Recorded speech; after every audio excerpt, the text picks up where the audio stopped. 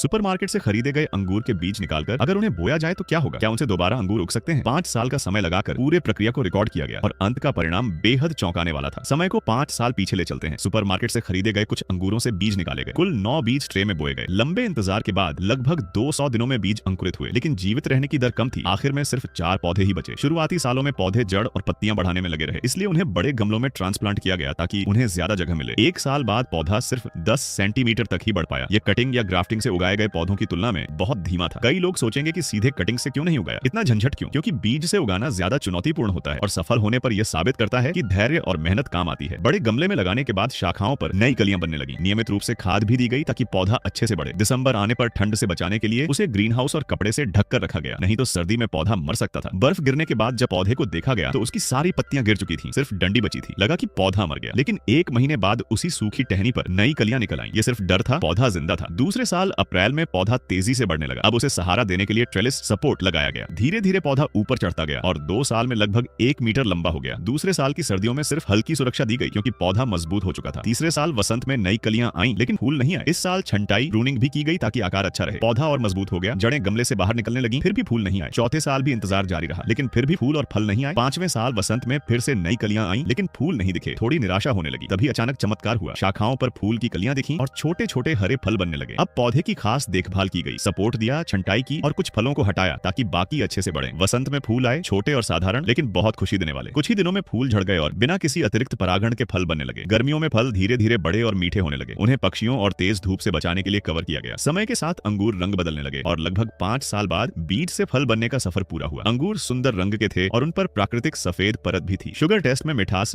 20 निकली, यानी पूरी तरह सफल। 5 साल का इंतजार बेकार नहीं गया, क्योंकि धैर्य का फल सच में मीठा होता है। नेक्स्ट वीडियो किस पर बनाऊं, कमेंट में बताएं। सब्सक्राइब कर लें ताकि आप नेक्स्ट पार्ट मिस न करें।